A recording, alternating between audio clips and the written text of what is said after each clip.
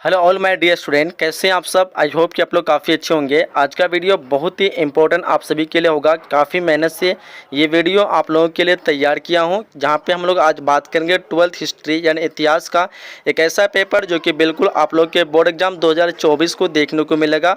अच्छी तरह से सारे क्वेश्चन को देख लेना। बिल्कुल आप लोग 100 में 100 मार्क्स लाना चाहते हैं तो आज की वीडियो को अच्छी तरह से देखना है। यहाँ पे जितने भी क्वेश्चन कराऊंगा काफ़ी इंपॉर्टेंट तो होगा ही, और साथ ही साथ आपको ये पता चल जाए किस तरह के क्वेश्चन आपके एग्जाम में सेलेक्ट होने वाले। ठीक है, तो फटाफट से आज की इस वीडियो को आप लोग लाइक कर देंगे और अपने फ्रेंड के साथ शेयर कर देंगे ताकि उन तक भी इस वीडियो का बेनिफिट मिल सके। चलिए स्टार्ट करते हैं। हम लोग देखते हैं फर्स्ट क्वेश्चन से, और सारे क्वेश्चन को आप लोग अच्छी तरह से रिविजन करते जाना है। बिल्कुल सारे क्वेश्चन को रट लेना। ठीक है, चलिए शुरू करते हैं फर्स्ट क्वेश्चन से। हमारा फर्स्ट क्वेश्चन देखिए पूछ रखा है कि चार्ल्स मैसन ने 1826 में सर्वप्रथम किस टीले का उल्लेखन किया था। काफी लाजवाब क्वेश्चन है एंड बहुत इजी क्वेश्चन होना चाहिए। अगर आप लोग अच्छी तरह से पढ़े हो तो पता होना चाहिए। चार्ल्स मैसन 1826 में जो हड़प्पा टीले का उल्लेखन किया था, किसका? हड़प्पा टीले का। ऑप्शन ए हमारा बिल्कुल इस क्वेश्चन का करेक्ट जा रहा है। ठीक है, नेक्स्ट क्वेश्चन पूछ रखा है हड़प्पा सभ्यता में प्राप्त अवतल चक्की पर किस पुराविद ने प्रकाश डाला था। बहुत ही लाजवाब क्वेश्चन है एंड सभी को पता होना चाहिए। अर्नेस्ट जो मैके थे वो जो है अवतल चक्की पर जो है प्रकाश डाले थे। अवतल चक्की यानी हड़प्पा वासियों ने इसका इस्तेमाल जो है जड़ी बूटी बांटने में, मसाला वगैरह पीसने के लिए इस्तेमाल करते थे अवतल चक्की का। ठीक है, अवतल चक्की कुछ इस प्रकार से होता था और ये जो है जमीन से के जो है अंदर में ये आधा जो है वो दाब दिया जाता था जमीन के अंदर ताकि वो हिले नहीं, और ऊपर में जो है मसाला जड़ी बूटी वगैरह पिसाया जाता है, जिस तरह आप लोग जो है सिलबट्टा जिस तरह होता है ना उसी टाइप का। ठीक है, तो ये अर्नेस्ट मैके ने इस पर प्रकाश डाला था। चलिए क्वेश्चन करा कि राय बहादुर दयाराम शाही ने कहाँ उत्खनन कराया था। ये कराया था आपका हड़प्पा में। कहाँ पे कराया था? बहादुर शाह ने हड़प्पा में कराया था। कब कराया था? तो बोलेंगे 1921 में करवाया था। कब करवाया था? 1921 में। फिर मोहनजोदड़ो खोज हुआ था 1922 में। इसकी स्थापना कब हुई थी? तो 1922 में हुई थी। किसने किया था? तो आर डी बनर्जी यानी राखलदास बनर्जी। ठीक है, याद रखिएगा। नेक्स्ट क्वेश्चन करा कि सिंधु घाटी सभ्यता में गोदीपारा कहाँ से मिला है। गोदीपारा, गोदीपारा जो है ये मिला है आपका लोथल से। कहाँ से मिला है? लोथल से। क्वेश्चन नंबर 4 का ऑप्शन नंबर डी हो जाएगा। ठीक है, लोथल जो है ये हड़प्पा सभ्यता का ही जो है आप जगह है। हड़प्पा सभ्यता ये काल का ही, ठीक है, जो कि गुजरात में है, भोगवा नदी के किनारे स्थित है। ये कई बार पूछा जाता है। यहाँ पे युगल सावधान के भी अवशेष मिलते हैं लोथल से। ठीक है, और इसको सबसे बड़ा पुराना बंदरगाह भी यहाँ से मिले हैं, यानी हड़प्पा सभ्यता में जो बंदरगाह का अवशेष मिले वो लोथल से ही मिले हैं। ठीक है, याद रहेगा। कालीबंगाल में हल जुते हुए हल का प्रमाण मिला है। ठीक है, याद रखिएगा। नेक्स्ट क्वेश्चन करा कि लोथल कहाँ स्थित है। देखो क्वेश्चन पूछ रखा है गुजरात में। कहाँ पे? गुजरात में। आपका ऑप्शन ए हो जाएगा। करा कि हड़प्पा सभ्यता में सिंधु घाटी के सिंधु नदी किनारे कौन स्थित था। तो मोहनजोदड़ो आपका सिंधु नदी किनारे स्थित था। ठीक है, ठीक है, कौन सा हो जाएगा? मोहनजोदड़ो। ठीक है, याद रखिएगा। लोथल जो है आपका भोगवा नदी किनारे स्थित था। ठीक है, चलिए आगे बढ़ते हैं। क्वेश्चन नंबर 7 का है कि भारतीय पुरातत्व का पिता जो है किसे कहा जाता है। तो ये कहा जाता है कनिंगम को। किसको आता है? कनिंगम को, अर्नेस्ट कनिंगम। ठीक है, तो यहाँ पे 7 क्वेश्चन का ऑप्शन नंबर ए हो जाएगा। क्वेश्चन नंबर 8 का है कि हड़प्पा सभ्यता के काल में रावी नदी किनारे स्थित कौन सा नदी है। तो रावी की नदी जो स्थित था वो हड़प्पा था। कौन था? हड़प्पा। हड़प्पा सभ्यता जो है वो सिंधु नदी किनारे स्थित था, लेकिन यहाँ पे पूछ रखा आपको हड़प्पा सभ्यता के काल में रावी की नदी, तो रावी की नदी जो है हड़प्पा था, और हड़प्पा के कारण ही इस सभ्यता का नाम हड़प्पा सभ्यता पड़ा। ठीक है, तो हड़प्पा सभ्यता अलग है एंड हड़प्पा अलग है। हड़प्पा एक जगह का नाम है, हड़प्पा सभ्यता पूरे सभ्यता को हड़प्पा सभ्यता कहते हैं। ठीक है, कह रहा है सिंधु घाटी सभ्यता में विशाल अन्ना नागर के जो अवशेष कहाँ से मिले थे। वो मोहनजोदड़ो से मिले थे। मोहनजोदड़ो से काफी जो है बड़े बड़े जो है भवन मिले हैं। ठीक है, और मूर्ति नृत्य करती हुई मूर्तियां मिली है। ठीक है, और साथ ही साथ यहाँ पे जो है बड़े बड़े ईंटों के आकार के मिले हैं। रोड नाले सबसे ज्यादा पक्की जो है मोहनजोदड़ो से मिले हैं, जिसको नियोजित नगर भी माना जाता है। मोहनजोदड़ो जो है परिपक्व और नियोजित नगर था। इसकी स्थापना कब हुई थी? तो बताया आप लोग को 1922 को हुई थी। किसने की थी? तो आपका क्या था? आपका राखल आर डी बनर्जी, जिसको हम कहते हैं राखलदास बनर्जी। ठीक है, याद रखिएगा। और सबसे बड़ा गोदाम जो भी यही मोहनजोदड़ो से ही मिला था। ठीक है, अन्ना नागार जिसको हम गोदाम कहते हैं, और स्नानागार जिसको हम बाथरूम कहते हैं। तो स्नानागार भी मोहनजोदड़ो से मिला था और अन्ना नागार भी आपका जो है मोहनजोदड़ो से मिला था। बड़ा गोदाम, बड़ा बाथरूम। ठीक है, और बड़े बड़े भवन जो है यहीं से मिले थे। कह रहा है कि कलकत्ता में एशियाटिक सोसाइटी ऑफ बंगाल की स्थापना जो हुई थी वो थी 1783। क्या हो जाएगा? 1784। 10वें क्वेश्चन का ऑप्शन नंबर ए होगा 1784। क्या होगा? ऑप्शन नंबर ए इस क्वेश्चन का करेक्ट आंसर करेंगे। कह रहा है कि फूट डालकर विजय प्राप्त करने का कार्य सर्वप्रथम जो अजात शत्रु। ठीक है, ऑप्शन ए हो जाएगा। फूट डालकर प्राप्त करने का कार्य सर्वप्रथम किस राजा को किया गया? किया मतलब किस राजा ने किया था? तो अजातशत्रु ने किया था। ऑप्शन ए हो जाएगा। कह रहा है कि सर्वप्रथम हुनों को परास्त करने का श्रेय जो है किस शासक को जाता है। बिल्कुल इजी सा क्वेश्चन होगा। तो इस क्वेश्चन का जो आंसर हो जाएगा आपका ऑप्शन नंबर बी होगा, स्कंदगुप्त। क्या होगा? स्कंदगुप्त, याद रखिएगा, बिल्कुल राइट आंसर हो जाएगा इस क्वेश्चन का। कह रहा है कि किस शिलालेख से अशोक द्वारा कलिंग विजय का पता चलता है। डेफिनेटली सबको पता होना चाहिए। जो हमारा अशोक है, अशोक के 13वें शिलालेख से जो है मिलता है। कौन से शिलालेख से? 13वें शिलालेख से कलिंग विजय का पता चलता है। और इसी कलिंग युद्ध के दौरान जो है अशोक ने अपना धर्म परिवर्तन करता है, जो कि अशोक का धर्म जो था वो जैन धर्म था। कौन सा धर्म था? जैन धर्म था। और ये 13वें शिलालेख में इसका उल्लेख है कि जब कलिंग का युद्ध होता है और कलिंग के युद्ध के बाद अशोक को जो अफसोस होता है, क्योंकि भीषण वहां पे जो है लोगों का जो है घटना के कारण लोगों का मृत्यु होती है, लोगों से युद्ध के कारण लोग जो है जख्मी होते हैं और पूरा मैदान जो है जो खूनों से एकदम भरा रहता है। इस वजह से अशोक को पछतावा होता है और फिर जो है उस टाइम से अपने युद्ध के प्रति अपने आप को जो है एक छोड़ देता है और बाद में आकर के बौद्ध धर्म में आकर के ग्रहण कर लेता है ना। और फिर ये एक अच्छा बन जाता है, मतलब युद्ध के प्रति और युद्ध वगैरह नहीं करता है। तो इसका उल्लेख जो मिलता है 13वें शिलालेख में। चलिए क्वेश्चन करें हम लोग को, कौटिल्य द्वारा लिखित ग्रंथ का नाम है, तो सबको पता होना चाहिए अर्थशास्त्र है। और ये अर्थशास्त्र जो हमें किसके मौर्य वंश की जानकारी मिलती है, ये क्वेश्चन अक्सर पूछा जाता है एग्जाम में कि अर्थशास्त्र से और इंडिका से हमें किस वंश की जानकारी मिलती है, तो मौर्य वंश से। इंडिका से भी मौर्य वंश की मिलती है और अर्थशास्त्र से मिलती है। अर्थशास्त्र के लेखक कौटिल्य, जिसको हम चाणक्य कहते हैं। इंडिका के लेखक कौन है, तो मेगास्थनीज। ठीक है, मेगास्थनीज कहाँ का था, तो यूनान का था, एक राजदूत था जो कि मौर्य काल में यानी चंद्रगुप्त मौर्य के दरबार में आया था उस राजदूत बन करके। ठीक है, तो ये सारे क्वेश्चन आप लोग एग्जाम में पूछते हैं, तो ये अच्छे से आप लोग को समझ जाना है। कह रहा निम्नलिखित में से मेगास्थनीज द्वारा लिखित पुस्तक बताया आप लोग को, इंडिका है ना। ऑप्शन बी हो जाएगा। कह रहा है कि अभिज्ञान शाकुंतलम के लेखक कौन है, तो कालिदास हो जाएगा आपका। ऑप्शन नंबर ए हो जाएगा, क्या होगा? Option number A 16 number question का। चलिए क्वेश्चन 17 कह रहा है कि प्रयाग परिस्थिति का संबंध किस गुप्त शासक से है, तो यहाँ पे जगह समुद्रगुप्त से। क्या होगा? समुद्रगुप्त। Option number B. 17 नंबर क्वेश्चन क्या होगा?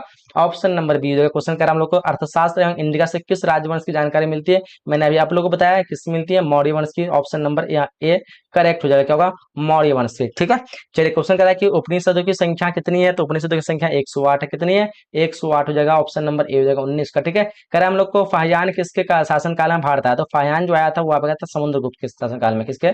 सॉरी समुद्रगुप्त नहीं, Chandragupta Vikramaditya. Option number D. इसको चंद्रगुप्त द्वितीय भी कहते हैं। क्या कहते हैं? चंद्रगुप्त द्वितीय भी कहते हैं। इसी के काल में आया था फाहियान। ठीक है, चलो आगे बढ़ते। करा कि मेगास्थनीज कौन था? मेगास्थनीज बताया आप लोग को एक राजदूत था। कहाँ का था? यूनान का था। कहाँ का था जी? यूनान का था। आपका ऑप्शन नंबर सी करेक्ट हो जाएगा। ठीक है, कहाँ पे आया था, तो मौर्य काल में चंद्रगुप्त मौर्य के दरबार में आया था। ठीक है, कौन?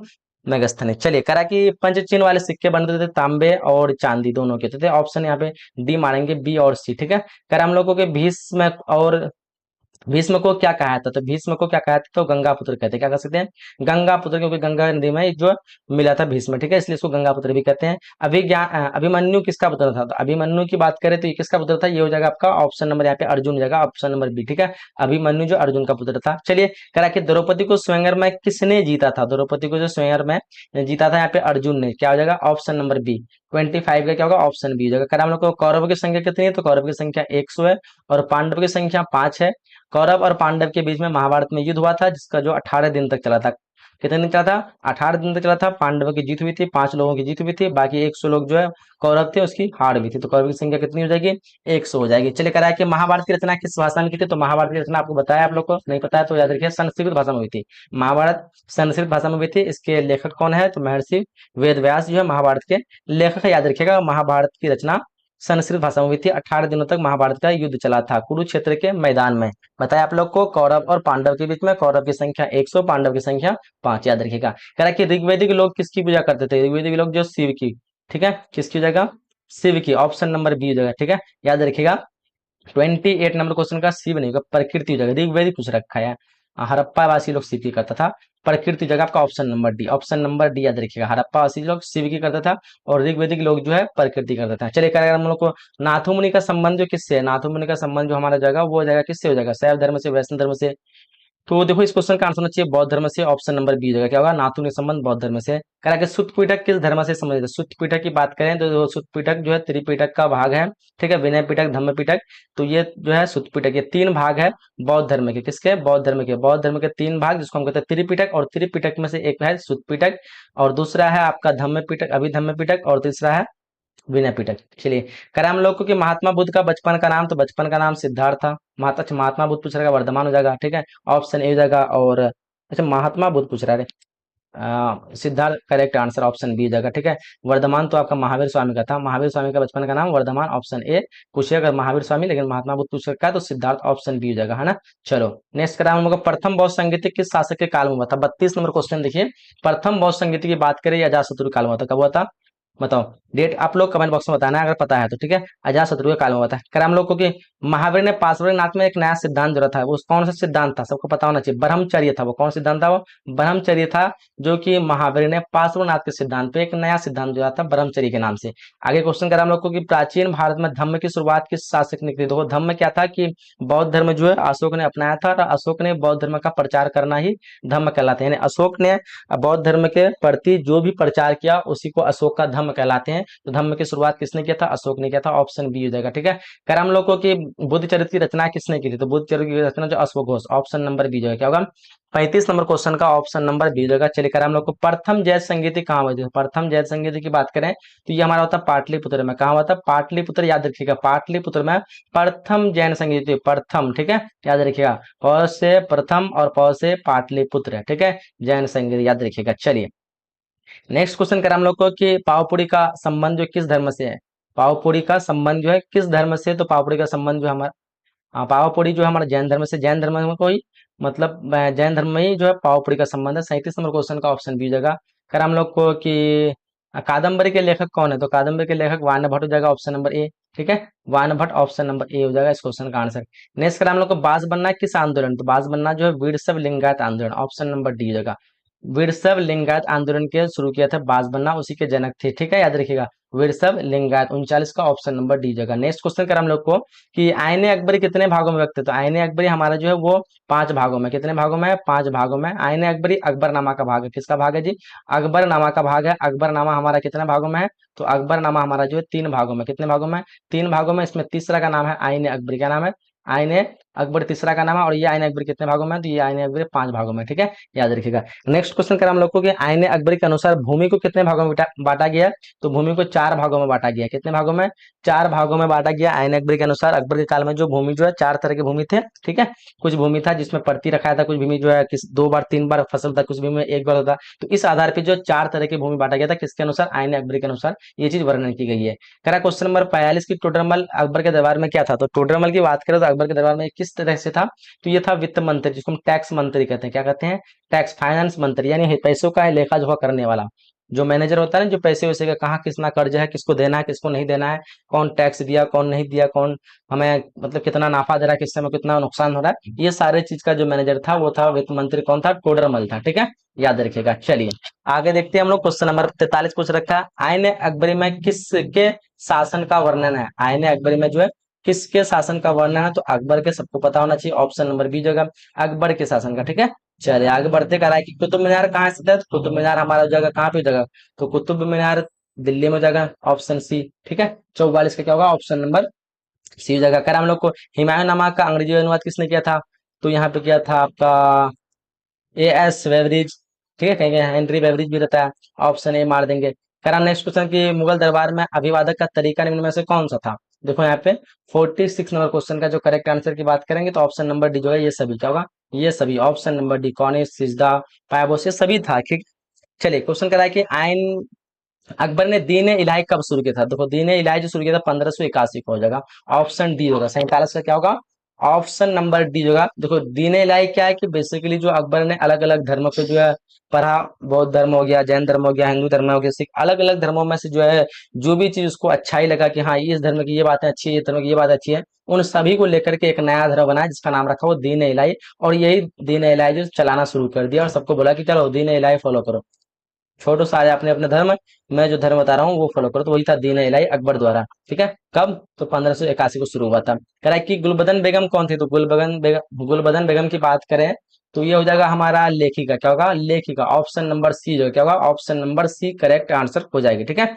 चलिए कह रहा है कि मुगल चित्रकला किसके समय चरमोत्कर्ष पर थी, मुगल चित्रकला किसके समय चरमोत्कर्ष पर थी, बाबर होगा, अकबर होगा, जहांगीर होगा, शाहजहां होगा।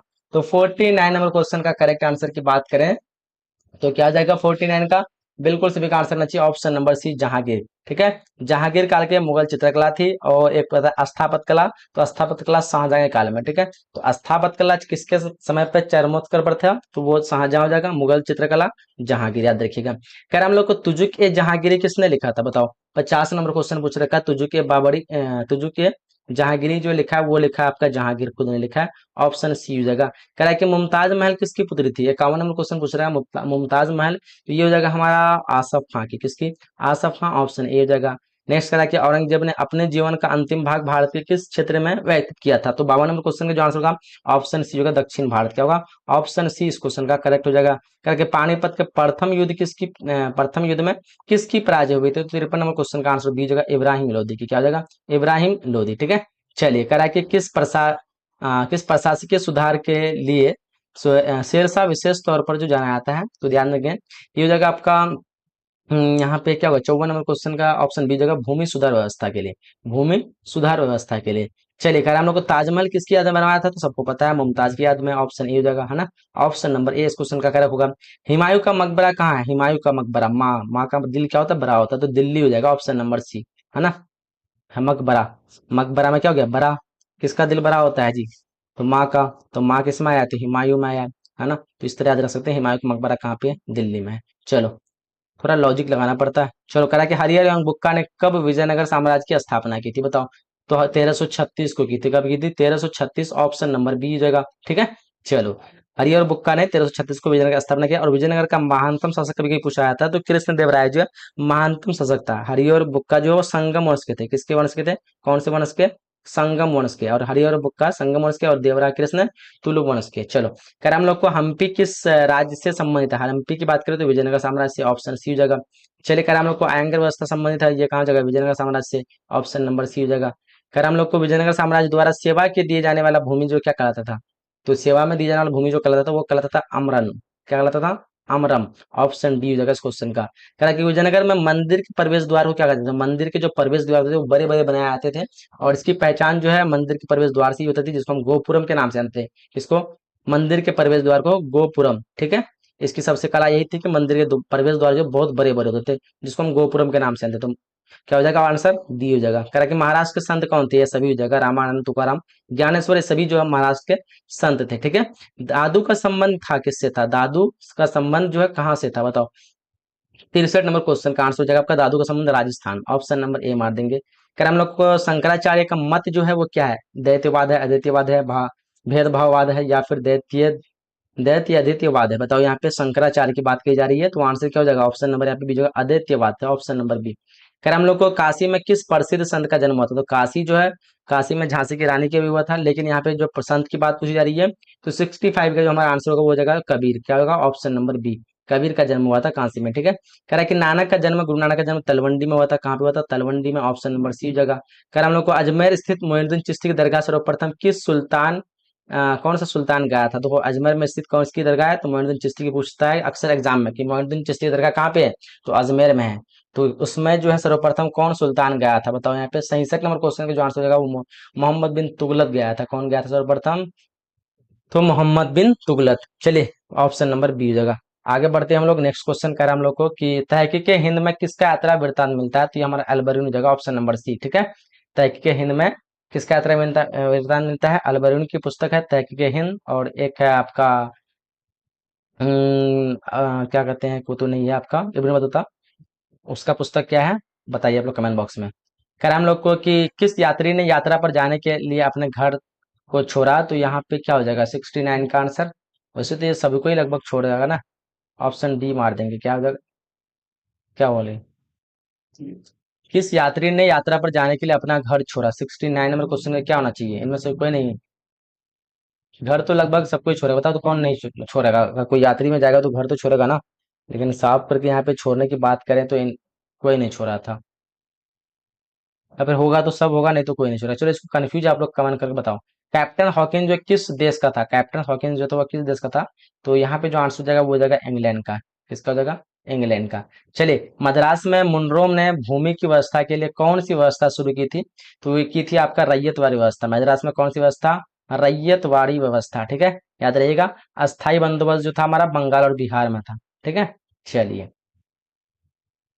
कह रहा हम लोग को कि अस्थाई बंदोबस्त किस स्थान से जुड़ा हुआ है, तो अभी बताया आप लोग को बंगाल से है, ऑप्शन नंबर ए जगह।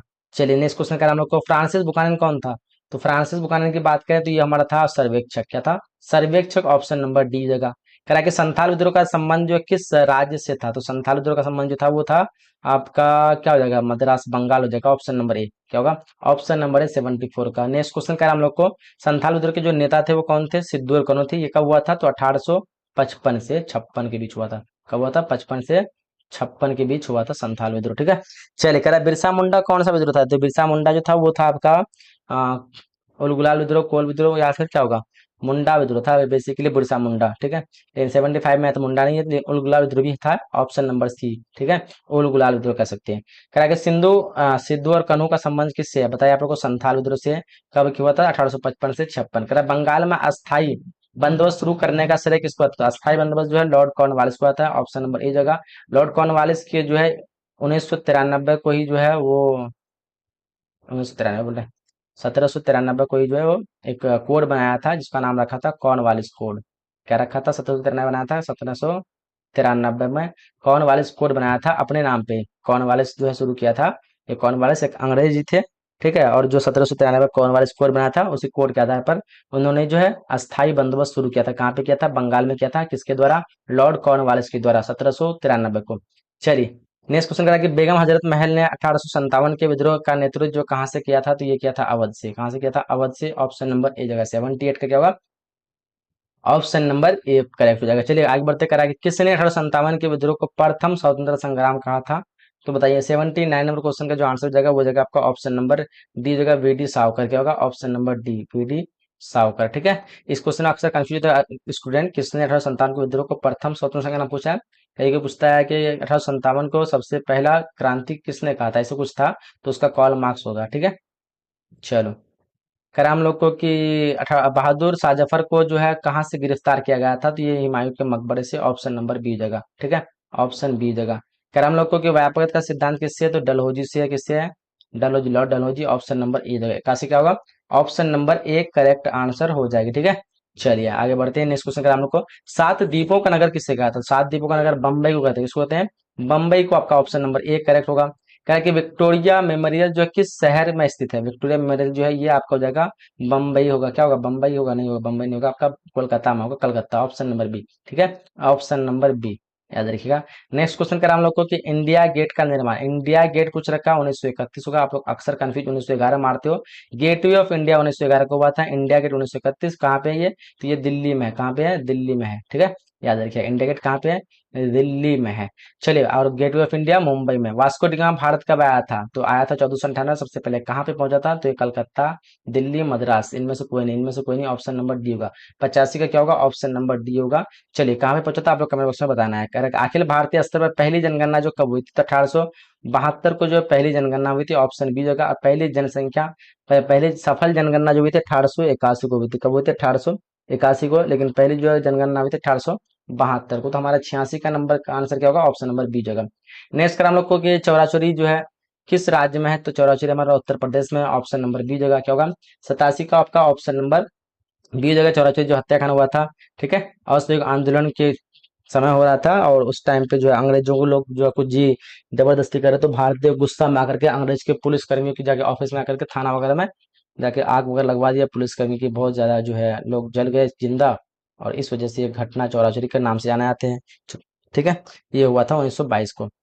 चलो कब हुआ था, 1922 को। चौराचौरी कहाँ पे है, तो ये यूपी में है।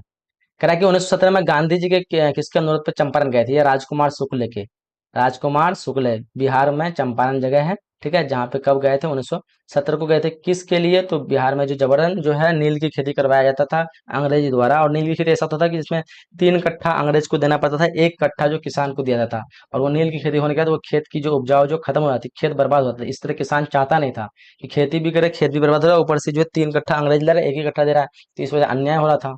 तो फिर राजकुमार शुक्ल ने बुलाया था महात्मा गांधी, जो 1917 में गांधी जी ने राजकुमार शुक्ल के अनुरोध में गया था, ठीक है। क्या जालियांवाला बाग जो है भारत के किस राज्य में स्थित है, तो जालियांवाला बाग भारत के जो है बंगाल, पंजाब, पंजाब में होगा, ऑप्शन नंबर ए क्या होगा, 89 का ऑप्शन नंबर ए हो जाएगा। चलिए आगे बढ़ते हैं, नेक्स्ट क्वेश्चन, क्वेश्चन नंबर 90 का हम लोग को, काला कानून किसे जानते थे, रौलक एक्ट को जानते हैं, जो कि 1919 का अधिनियम था, जो कि अंग्रेजों द्वारा होता है, किसके द्वारा था, अंग्रेजों द्वारा था। 1919 में एक कानून लाया गया था जिसको काला कानून कहते हैं। एक 1919 का अधिनियम भारत के द्वारा था, ठीक है, इसको क्या कहते हैं, अलग नाम है, ठीक है। क्या ऐसे है नाम, अभी कन्फर्म मुझे याद नहीं आ रहा है, ठीक है। तो याद रखिएगा 1919 का अंग्रेजी द्वारा जो कानून लाया था उसको रोलक एक्ट कहते हैं, और 1919 का अधिनियम अलग है, ठीक है। चलो आगे बढ़ते हैं। क्वेश्चन का हम लोग भारत छोड़ो आंदोलन कब हुआ था? अच्छा, ये स्वराज दल की स्थापना किस वर्ष हुई थी? 91 नंबर क्वेश्चन का जो आंसर होगा वो हो जाएगा 1923 को, ऑप्शन नंबर ए हो जाएगा स्वराज दल की स्थापना। भारत छोड़ो आंदोलन 1942 को, ऑप्शन नंबर सी इस क्वेश्चन का करेक्ट होगा। करा कि सिंगापुर में सुभाष चंद्र बोस ने किस संगठन किया था? तो Forward Bloc, option number B हो जाएगा, क्या होगा 93 का, ऑप्शन नंबर बी नहीं होगा, आजाद हिंद फौज होगा, option number A, option number A इस क्वेश्चन का करेक्ट होगा, ठीक है। चलिए, क्या हम लोग को 1938 1949 में भारतीय राष्ट्रीय कांग्रेस के अध्यक्ष कौन थे? तो Subhash Chandra Bose, option number D हो जाएगा इसका। क्या क्या सीधी कार्रवाई की धमकी किसने दी थी? मुस्लिम लीग ने, ऑप्शन नंबर बी जो है क्या होगा, option number B. Next question का आगे, भारतीय स्वतंत्रता के समय ब्रिटेन में किस दल की सरकार थी? तो देखो 96 नंबर क्वेश्चन का जो आंसर हो जाएगा आपका ऑप्शन नंबर ए होगा, लेबर पार्टी, क्या होगा, ऑप्शन नंबर ए इस क्वेश्चन का करेक्ट होगा। करा कि स्वतंत्र भारत के अंतिम गवर्नर जनरल कौन थे? तो 97 का जो आंसर हो जाएगा वो हो जाएगा आपका ऑप्शन नंबर यहाँ पे कीजिएगा सी राजगोपालचारी, सी हो जाएगा, ठीक है, ऑप्शन नंबर सी। अगर हम लोग को कि भारत के संविधान का पिता किसे कहा जाता है? तो पिता जो कहते हैं राजेंद्र प्रसाद को नहीं कहते हैं, यहाँ पे हो जाएगा आपका भीमराव अंबेडकर को संविधान का पिता कहते हैं, ऑप्शन नंबर डी हो जाएगा। चलिए, क्वेश्चन नंबर 99 का, भारतीय संविधान के अनुसार संप्रभुता जो निहित है वो किस चीज में निहित है? किस में निहित है? संविधान में, या फिर राष्ट्रपति के पास, न्यायपालिका के पास, या प्रधानमंत्री के पास? बताओ यहाँ पे। 99 का जो आंसर हो जाएगा वो हो जाएगा आपका ऑप्शन नंबर डी हो जाएगा, संविधान में। कहाँ पे? संविधान में, ऑप्शन नंबर डी करेक्ट होगा। लास्ट क्वेश्चन कर हम लोग को, स्वतंत्र भारत के प्रथम प्रधानमंत्री कौन थे? तो प्रथम प्रधानमंत्री पंडित जवाहरलाल नेहरू हो जाएगा। तो यहाँ पे हमारा ऑप्शन नंबर डी करेक्ट हो जाएगा, ठीक है। तो इस तरह हम लोगों ने जो है आज के सेशन में 100 जो है एमसीक्यू ऑब्जेक्टिव क्वेश्चन को कवर किए हैं। आई होप कि आप लोग को काफी मजा आया होगा। नहीं है तो अगर आप लोग दोबारा फिर से देख लिए मजा आ जाएगा, और अच्छी तरह से देखेंगे एक एक क्वेश्चन आप लोग के लिए काफी लाजवाब इंपोर्टेंट होगा। यही सारे प्रश्न जो कि सीधे सीधे आप लोग को देखने को मिलेंगे। इसका पीडीएफ लेने के लिए डिस्क्रिप्शन में नंबर दिया हुआ है, फिर नंबर दिख रहा होगा, शो कर रहा होगा, आप लोग कॉल करेंगे। कोर्स में ज्वाइन होना है तो कॉल कर सकते हैं। यहाँ पे सब्जेक्ट ऑब्जेक्टिव सारा कंप्लीट आप लोग को मिलने वाला है, ठीक है। तो यहीं तक हम लोग इस क्लास को एंड करते हैं। मिलते हैं अगले सेशन में, अगले क्लास में। जब तक के लिए जय हिंद, जय Bharat and thanks for watching.